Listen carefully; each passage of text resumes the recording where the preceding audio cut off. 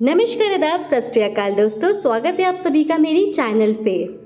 आज हम बात कर रहे हैं एक ऐसे महापुरुष की जिन्होंने देश में जातिवाद के आधार पर होने वाले भेदभाव, अस्पृश्यता व सामाजिक असमानता के उन्मूलन के लिए अपना जीवन समर्पित कर दिया। हम बात कर रहे हैं एक ऐसे महापुरुष की जिन्होंने भारतीय संविधान के निर्माण में भी एक महत्वपूर्ण भूमिका निभाई। हम बात कर रहे हैं डॉक्टर भीमराव अंबेडकर जी की। डॉक्टर भीमराव रामजी अंबेडकर, जो कि बाबा साहेब अंबेडकर के नाम से लोकप्रिय थे, भारतीय संविधान के मुख्य निर्माताओं में से एक थे। डॉक्टर अंबेडकर जी एक प्रसिद्ध राजनीतिक नेता, दार्शनिक, लेखक, अर्थशास्त्री, न्यायविद, बहुभाषाविद, धर्मदर्शन के विद्वान और एक समाज सुधारक थे, जिन्होंने भारत में अस्पृश्यता और सामाजिक असमानता के उन्मूलन के लिए अपना जीवन समर्पित कर दिया। उनका जन्म 14 अप्रैल 1891 को मध्य प्रदेश में हिंदू महार जाति में हुआ था। उन्हें समाज में हर तरफ से भारी भेदभाव का सामना करना पड़ा, क्योंकि महार जाति को उच्च वर्ग द्वारा अछूत के रूप में देखा जाता था। बाबा साहेब अंबेडकर जी की कानूनी विशेषज्ञता और विभिन्न देशों के संविधान का ज्ञान संविधान के निर्माण में बहुत मददगार साबित हुआ। वह संविधान सभा की मसौदा समिति के अध्यक्ष बने और उन्होंने भारतीय संविधान को तैयार करने में महत्वपूर्ण भूमिका निभाई। इसके अलावा उनका सबसे महत्वपूर्ण योगदान मौलिक अधिकारों, मजबूत केंद्र सरकार और अल्पसंख्यकों की सुरक्षा के क्षेत्र में था। अनुच्छेद 32 का उद्देश्य मूल अधिकारों के संरक्षण हेतु गारंटी, प्रभावी, सुलभ और संक्षेप उपचारों की व्यवस्था से है। डॉक्टर अंबेडकर जी ने अनुच्छेद 32 को संविधान का सबसे महत्वपूर्ण अनुच्छेद बताते हुए कहा था कि इसके बिना संविधान अर्थहीन है। यह संविधान की आत्मा और हृदय है। उन्होंने एक मजबूत केंद्र सरकार का समर्थन किया। उन्हें डर था कि स्थानीय और प्रांतीय स्तर पर जातिवाद अधिक शक्तिशाली है तथा इस स्तर पर सरकार उच्च जाति के दबाव में निम्न जाति के हितों की रक्षा नहीं कर सकती है, क्योंकि राष्ट्रीय सरकार इन दबावों से कम प्रभावित होती है।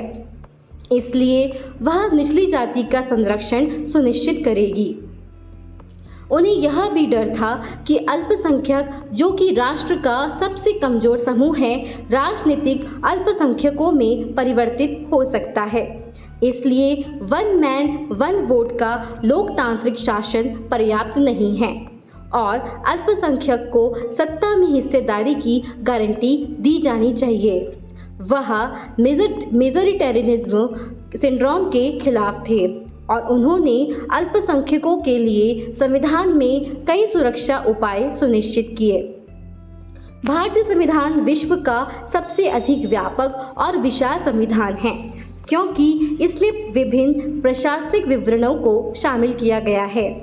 बाबा साहेब ने इसका बचाव करते हुए कहा कि हमने पारंपरिक समाज में एक लोकतांत्रिक राजनीतिक संरचना बनाई है। यदि सभी विवरण शामिल नहीं होंगे तो भविष्य में नेता तकनीकी रूप से संविधान का दुरुपयोग कर सकते हैं। इसलिए ऐसे सुरक्षा उपाय आवश्यक हैं। इससे पता चलता है कि वह जानते थे कि संविधान लागू होने के बाद भारत को किन व्यवहारिक कठिनाइयों का सामना करना पड़ सकता है।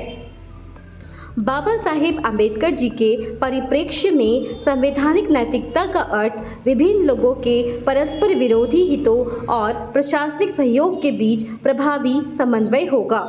उनके अनुसार भारत को जहां समाज में जाति, धर्म, भाषा और अन्य कारकों के आधार पर विभाजित किया गया है, एक सामान्य नैतिक विस्तार की आवश्यकता है तथा संविधान उस विस्तार में महत्वपूर्ण भूमिका निभा सकता है।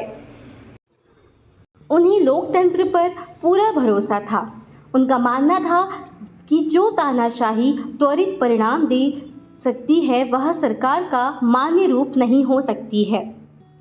लोकतंत्र श्रेष्ठ है क्योंकि यह स्वतंत्रता में अभिवृद्धि करता है। उन्होंने लोकतंत्र के संसदीय स्वरूप का समर्थन किया, जो कि अन्य देशों के मार्गदर्शकों के साथ संरेखित होता है। उन्होंने लोकतंत्र को जीवन पद्धति के रूप में महत्व दिया, अर्थात लोकतंत्र का महत्व केवल राजनीतिक क्षेत्र में ही नहीं बल्कि व्यक्तिगत, सामाजिक और आर्थिक क्षेत्र में भी है। इसके लिए लोकतंत्र को समाज की सामाजिक परिस्थितियों में व्यापक बदलाव लाना होगा, अन्यथा राजनीतिक लोकतंत्र यानी एक आदमी एक वोट की विचारधारा गायब हो जाएगी। केवल एक लोकतांत्रिक समाज में ही लोकतांत्रिक सरकार की स्थापना से उत्पन्न हो सकती है। इसलिए जब तक भारतीय समाज में जाति की बाधाएं मौजूद रहेगी, वास्तविक लोकतंत्र की स्थापना नहीं हो सकती। इसलिए उन्होंने लोकतंत्र और सामाजिक लोकतंत्र सुनिश्चित करने के लिए लोकतंत्र के आधार के रूप में बंधुत्व और समानता की भावना पर ध्यान केंद्रित किया। सामाजिक आयाम के साथ साथ अंबेडकर जी ने आर्थिक आयाम पर भी ध्यान केंद्रित किया। वे उदारवाद और संसदीय लोकतंत्र से प्रभावित थे तथा उन्होंने इसे भी सीमित पाया। उनके अनुसार संसदीय लोकतंत्र ने सामाजिक और आर्थिक असमानता को नज़रअंदाज किया। यह केवल स्वतंत्रता पर केंद्रित होती है, जबकि लोकतंत्र में स्वतंत्रता और समानता दोनों की व्यवस्था सुनिश्चित करना जरूरी है। बाबा साहिब जी ने अपना जीवन समाज से छुआछूत व अस्पृश्यता को समाप्त करने के लिए समर्पित कर दिया था। उनका मानना था कि अस्पृश्यता को हटाए बिना राष्ट्र की प्रगति नहीं हो सकती है, जिसका अर्थ है समग्रता में जाति व्यवस्था का उन्मूलन। उन्होंने हिंदू दार्शनिक परंपराओं का अध्ययन किया और उनका महत्वपूर्ण मूल्यांकन किया। उनके लिए अस्पृश्यता पूरे हिंदू समाज की गुलामी है, जबकि अछूतों को हिंदू जातियों द्वारा गुलाम बनाया जाता है। हिंदू जाति स्वयं धार्मिक मूर्तियों की गुलामी में रहते हैं, इसलिए अछूतों की मुक्ति पूरे हिंदू समाज को मुक्ति की ओर ले जाती है। उनका मानना था कि सामाजिक न्याय के लक्ष्य को प्राप्त करने के बाद ही आर्थिक और राजनीतिक मुद्दों को हल किया जाना चाहिए। यह विचार कि आर्थिक प्रगति सामाजिक न्याय को जन्म देगी, यह जातिवाद के रूप में हिंदुओं की मानसिक गुलामी की अभिव्यक्ति है। इसलिए सामाजिक सुधार के लिए जातिवाद को समाप्त करना आवश्यक है। सामाजिक सुधारों में परिवार सुधार और धार्मिक सुधार को शामिल किया गया। पारिवारिक सुधारों में बाल विवाह जैसी प्रथाओं को हटाना शामिल था। यह महिलाओं के सशक्तिकरण का पुरजोर समर्थन करता है। यह महिलाओं के लिए संपत्ति के अधिकारों का समर्थन करता है, जिसे उन्होंने हिंदू कोड बिल के माध्यम से हल किया था।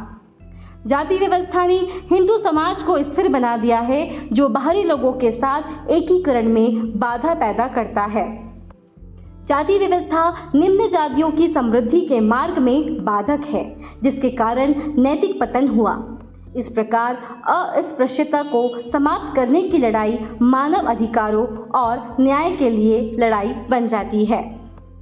वर्ष 1923 में उन्होंने बहिष्कृत हितकारिणी सभा की स्थापना की, जो दलितों के बीच शिक्षा और संस्कृति के प्रचार प्रसार के लिए समर्पित थी। वर्ष 1930 के कालाराम मंदिर आंदोलन में अंबेडकर जी ने कालाराम मंदिर के बाहर विरोध प्रदर्शन किया, क्योंकि दलितों को इस मंदिर परिसर में प्रवेश नहीं करने दिया जाता था। इसने भारत में दलित आंदोलन को शुरू करने में एक महत्वपूर्ण भूमिका निभाई।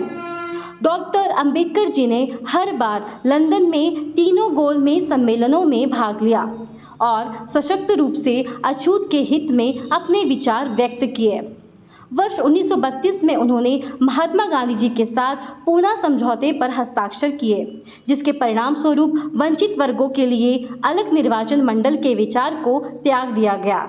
हालांकि दलित वर्गों के लिए आरक्षित सीटों की संख्या प्रांतीय विधानमंडलों में 71 से बढ़कर 147 तथा केंद्रीय विधानमंडल में कुल सीटों का 18% कर दी गई। वर्ष 1936 में बाबा साहेब अम्बेडकर जी ने स्वतंत्र लेबर पार्टी की स्थापना की। वर्ष 1939 में द्वितीय विश्व युद्ध के दौरान उन्होंने बड़ी संख्या में नाजीवाद को हराने के लिए भारतीयों को सेना में शामिल होने का आह्वान किया। 14 अक्टूबर 1956 को उन्होंने अपने कई अनुयायियों के साथ बौद्ध धर्म ग्रहण किया। उसी वर्ष उन्होंने अपना अंतिम लेखन कार्य बुद्ध एवं हिज धर्म पूरा किया। वर्ष 1990 में डॉक्टर भीमराव अंबेडकर जी को भारत रत्न पुरस्कार से सम्मानित किया गया था। 14 अप्रैल 1990 से 14 अप्रैल 1991 की अवधि को बाबा साहिब की याद में सामाजिक न्याय के वर्ष के रूप में मनाया गया। भारत सरकार के द्वारा डॉक्टर अंबेडकर फाउंडेशन को सामाजिक न्याय और अधिकारिता मंत्रालय के तत्वाधान में 24 मार्च 1992 को सोसाइटी पंजीकरण अधिनियम 1860 के तहत एक पंजीकृत सोसाइटी के रूप में स्थापित किया गया था। फाउंडेशन का मुख्य उद्देश्य बाबा साहेब डॉक्टर भीमराव अंबेडकर जी की विचारधारा और संदेश को भारत के साथ साथ विदेशों में भी जनता तक पहुंचाने के लिए कार्यक्रमों और गतिविधियों के कार्यान्वयन की देखरेख करना है। डॉक्टर अंबेडकर जी की कुछ महत्वपूर्ण कृतियाँ: समाचार पत्र Mook Nayak 1920, annihilation of caste 1936, the untouchables 1948, Buddha और कार्ल मार्क्स 1956 इत्यादि। उनके मन को प्रभावित करने वाले मलिनता संबंधी मिथक को हटाकर अछूतों में आत्मसम्मान पैदा करना था।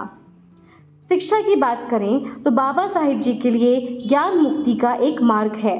अछूतों के पतन का एक कारण यह था कि उन्हें शिक्षा के लाभों से वंचित रखा गया था।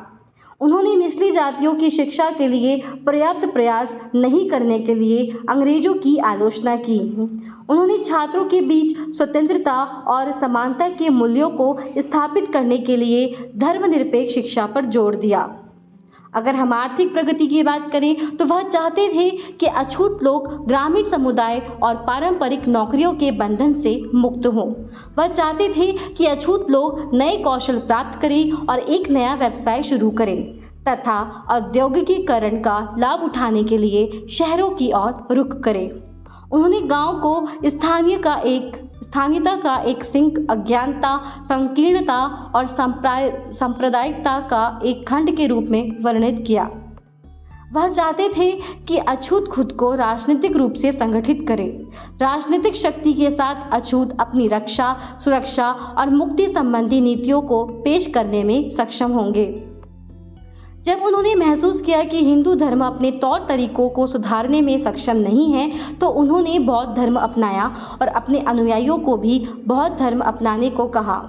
उनके लिए बौद्ध धर्म मानवतावाद पर आधारित था और समानता एवं बंधुत्व की भावना में विश्वास करता था। मैं अपने जन्म के धर्म को अस्वीकार करते हुए पुनर्जन्म लेता हूँ। मैं उस धर्म का त्याग करता हूँ जो मानवता के विकास के लिए रुकावट पैदा करता है और जो मुझे एक नीच के रूप में मानता है। इसलिए सामाजिक स्तर पर शिक्षा, भौतिक स्तर पर आजीविका के नए साधन, राजनीतिक स्तर पर राजनीतिक संगठन और आध्यात्मिक स्तर पर आत्मविश्वास और रूपांतरण ने अस्पृश्यता को समाप्त करने का एक समग्र कार्यक्रम तैयार किया। वर्तमान समय में अंबेडकर जी की प्रासंगिकता। भारत में जाति आधारित असमानता अभी भी कायम है, जबकि दलितों ने आरक्षण के माध्यम से एक राजनीतिक पहचान हासिल कर ली है और अपने स्वयं के राजनीतिक दलों का गठन किया है, किंतु सामाजिक आयामों तथा आर्थिक आयामों का अभी भी अभाव है। सांप्रदायिक ध्रुवीकरण और राजनीति के सांप्रदायिकरण का उदय हुआ है। यह आवश्यक है कि संवैधानिक नैतिकता की अंबेडकर जी की दृष्टि को भारतीय संविधान में स्थायी क्षति से बचाने के लिए धार्मिक नैतिकता का समर्थन किया जाना चाहिए। निष्कर्ष: इतिहासकार आर.सी. गुहा के अनुसार डॉक्टर भीमराव अंबेडकर जी अधिकांश विपरीत परिस्थितियों में भी सफलता का अनूठा उदाहरण है। आज भारत जातिवाद, सांप्रदायिकता, अलगाववाद, लैंगिक असमानता आदि जैसी कई सामाजिक आर्थिक चुनौतियों का सामना कर रहा है। हमें अपने भीतर अंबेडकर जी की भावना को खोजने की आवश्यकता है ताकि हम इन चुनौतियों से खुद को बाहर निकाल सकें। मैं आशा करती हूँ कि आप सभी को डॉक्टर भीमराव अंबेडकर जी के बारे में काफ़ी पसंद आया होगा और हम मिलते हैं नेक्स्ट वीडियो में एक नए विषय के साथ। तब तक के लिए धन्यवाद।